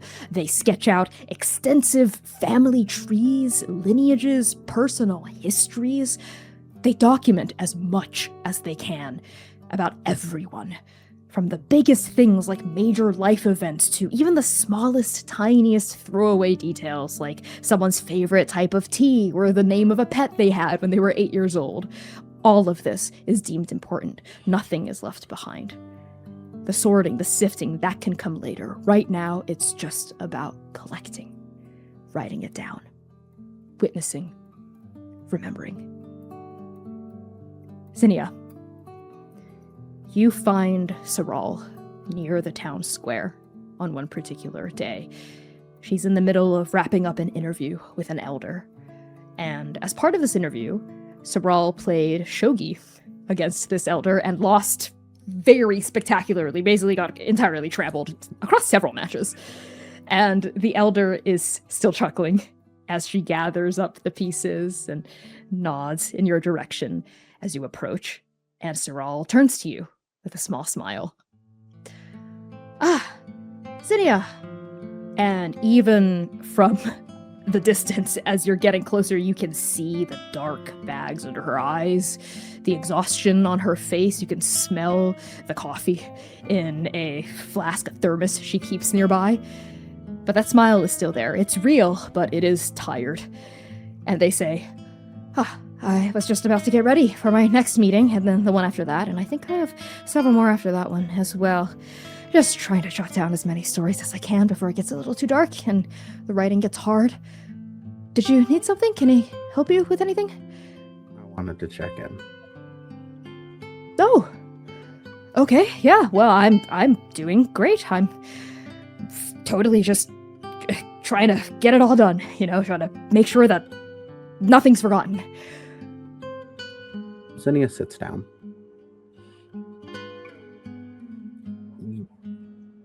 Can you be 100% honest with me? How are you feeling about everything? I'm feeling good. I'm feeling great. I'm feeling busy. I'm feeling like I'm doing work. I'm feeling I need to keep doing work. I'm feeling like I can't stop doing work. Not because I'm compelled to, but because it's what needs to happen for this to work. For me to keep going. And I am not going to allow myself the opportunity to stop and let doubt come in and take root and make me waver, not even for a second. So I can, I will, and I am able to keep going. Zinnia smiles softly. Saral reminds them so much of herself when she was a little younger. Yeah, I understand that. I just wanted to make sure you were, I don't know, handling the thought of everything. Honestly, Dr. Wu has been really supportive. She's been... Honestly, I wouldn't be able to do this without her. If I didn't have her, honestly, I probably would be spiraling and freaking out way more than I am right now. And I am tired. I'm recognizing that. I am exhausted, but I'm not doing this forever.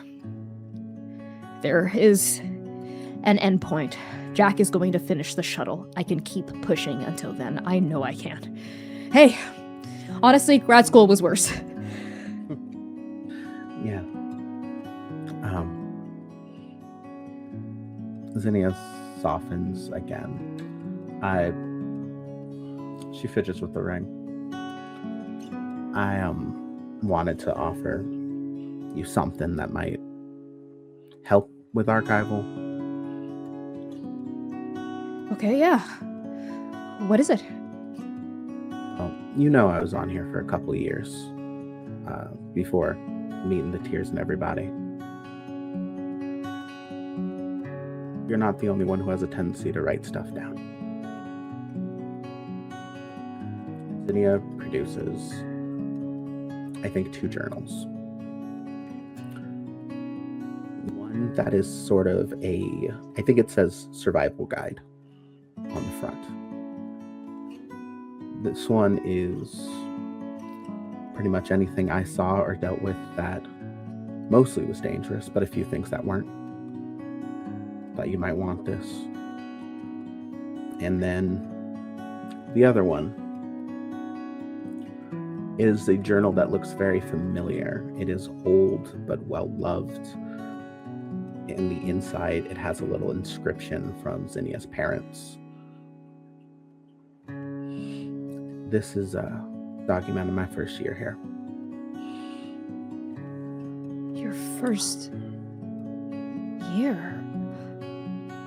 Zinnia, these, thank you.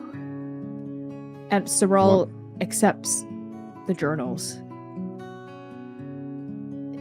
The way they do so is with great admiration, great understanding of what this means.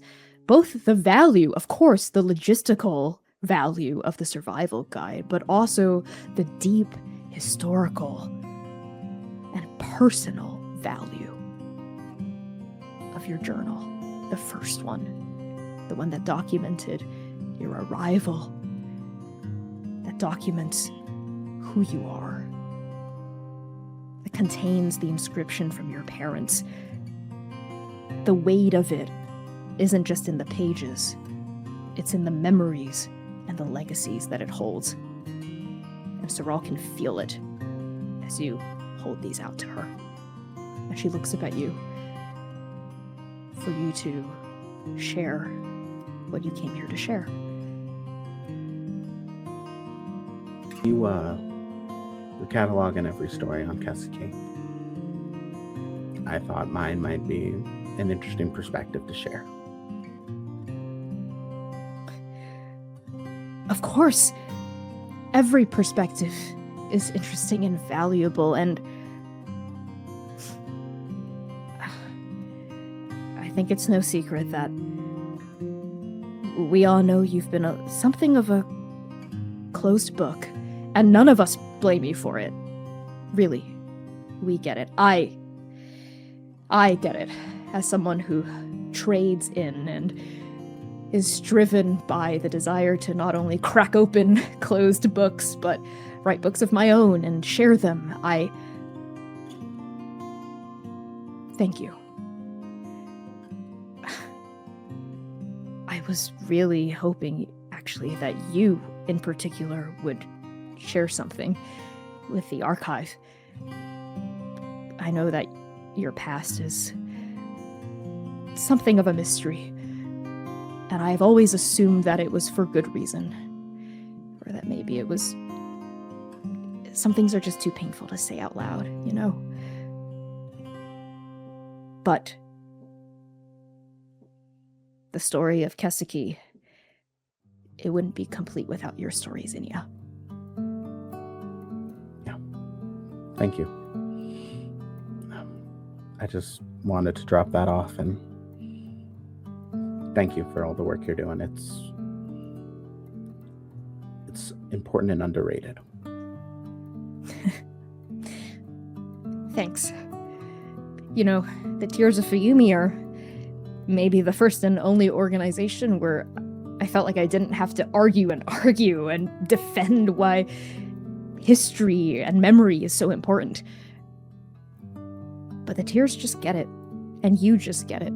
And thank you, Zinnia, too. I see how hard you fight for us, for Keseki. How much you've bled. For the Tears. For your home. You're a part of us. You always have been. And we're a part of you too.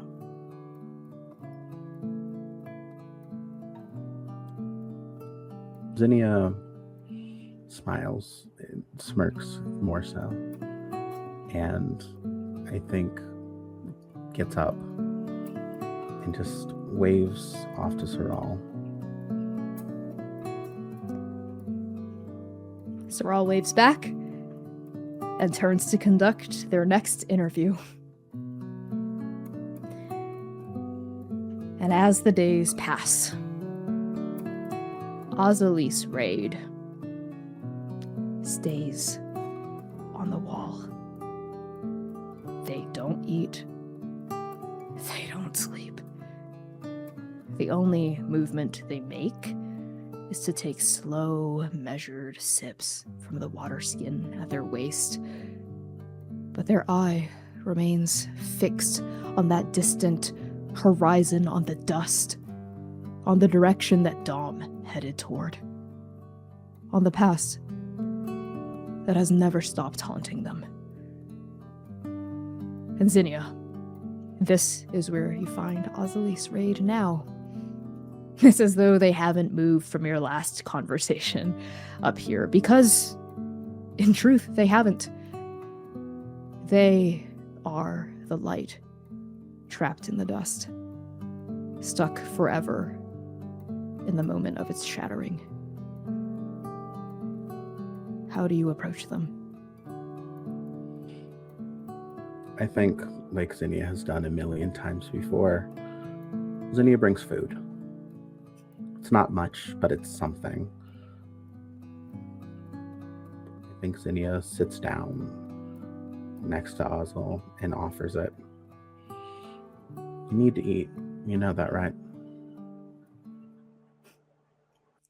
There's a nonverbal grunt, and you can see the other bowl of food you'd brought up a couple hours prior still next to them, untouched, stale now.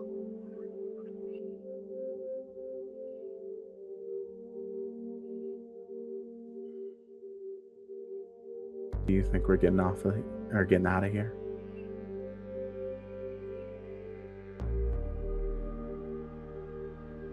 I don't know.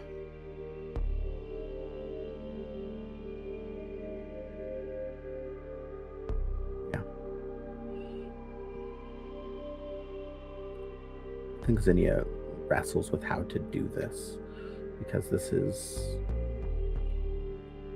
not easy by any means. Awful. I also don't know if we're getting out of here, but I wanted to, I guess, give you something. I wanted to, I guess, tell you about where I come from.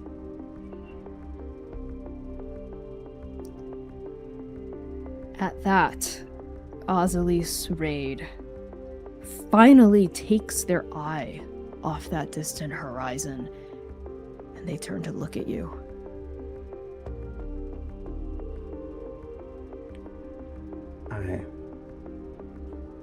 I I don't think she looks back. I think she looks at oblivion. It's easier. My family and I came from a group trying to help people. And we had heard about Kasaki needing help. So we made our way here. There was 4 of us. Cherrywood, Sochi, Juniper, and myself. You've heard those names, I know you have. Cherry just got her first day. All that we've found was her shield, her axe. Sochi, monster got them. About a couple hundred days later. Nicked Juniper too. And a few days after that, Poison got Juniper. I think they shake a little as they say this. It is a weight being released from their body, and it hurts, I think, physically for them to release all of this back out. So they shake and they can't help it. I think their hands are unsteady as they tell this story. We got to Tower 19. I don't know if you remember it. I think we passed it once or twice. There's a couple of headstones there. You can put 2 and 2 together. The thing we were coming here to deal with. She gestures to the sky.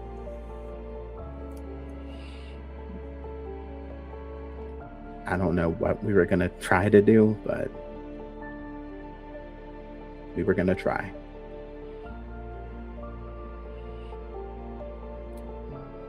And then it all went south really quickly. And I was in a haze for a few years there. It's honestly hard to remember any of it. But then I met you. And for the first time in who knows how long, I felt like I had direction, purpose, a family. And I can never repay you for that.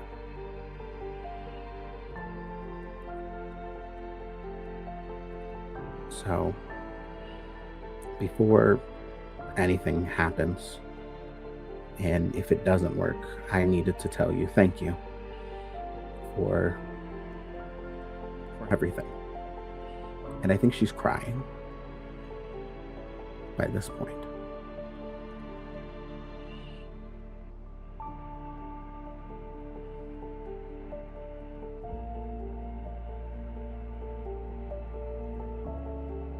This is the first time you've ever opened up like this before to anyone in such detail, with such honesty.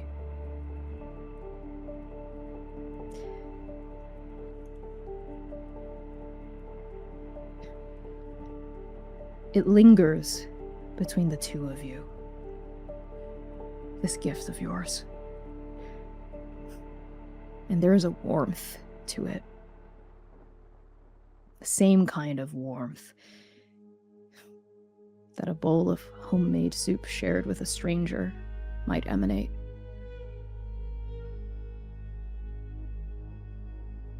And Azali's raid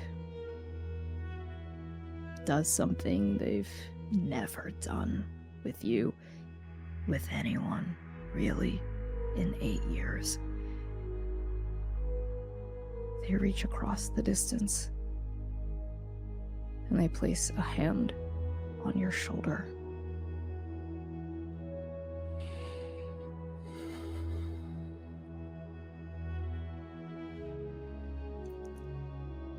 And there is so much unspoken in that touch.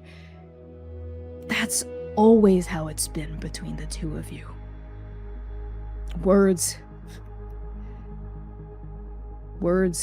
are extra. It's the presence, the connection, the invisible bond, like recognizing like, that bridges you, that binds you, connects you. You are both in so much pain. You both carry so much grief. And a few days ago, they shared it with you. And now you share it with them. And Azalise Raid says,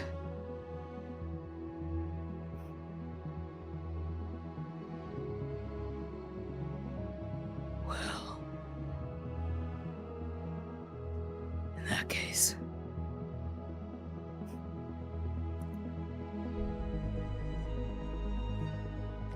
and they lift their eyes to oblivion, to the thing you came here to stop.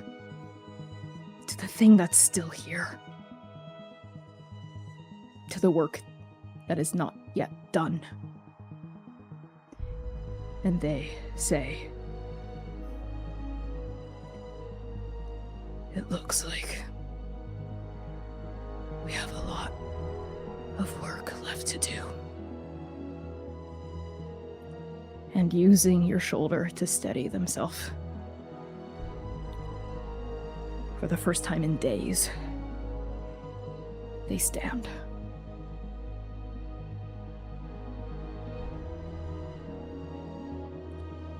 Zinnia, I think, gets to her feet too, in almost a moment that feels juvenile for who she is now.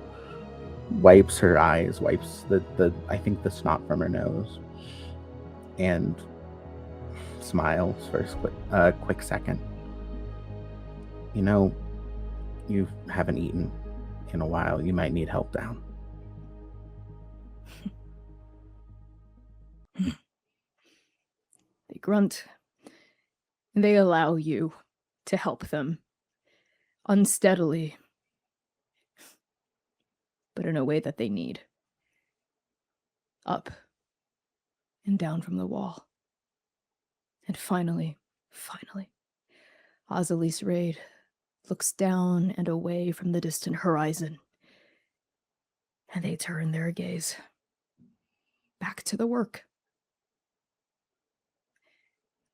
And we're going to go to break there.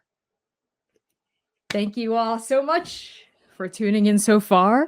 We are going to take a 10-minute break. Go stretch your limbs, have some water, grab a snack. Lord knows I'm going to do that. Enjoy our sponsor reel in the meantime. Oh my goodness. What a first half. Oh my God. Of a stream so far. We'll be back in 10 minutes. Bisho.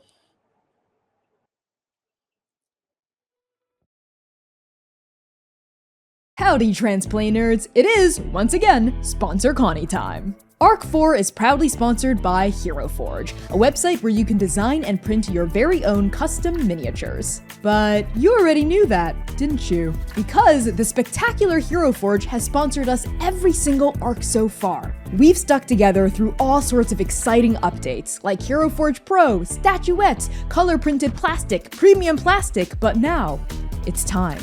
It's time for one of the most exciting Hero Forge updates ever. Custom dice. Hero Forge is now offering 3D printed custom dice, where you can put literally anything into the clear material of the die. Each die is printed in the same layers as the item or character bust inside of it, resulting in a solid, perfectly weighted chunk of math rock. You decide the size, color, and shape of your die, the size and color of the numbers on top, and, of course, what the die contains. Put a frog in it. Don't die lay. Visit bit.ly/transforge to design your very own custom miniature or custom dice today. Hello, Transplay nerds! You know what time it is. Sponsor Connie time.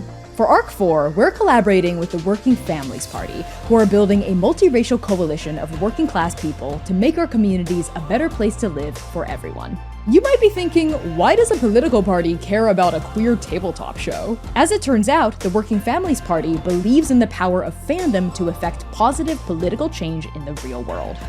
So do we. As a Transplay nerd, you're no stranger to just how political our show can be and how our stories are never just fiction. In fact, let's take an action together right now by signing a petition by the Working Families Party to break up big media companies. This cause means a lot to us personally as indie actual play performers fighting censorship, telling authentic stories, and resisting authoritarianism. Go to bit.ly/WFPtrans and add your name to the list. By signing this petition, you will join the Working Families Party's mailing list and receive opportunities to help them organize, educate, and fundraise. So let's build a better future together.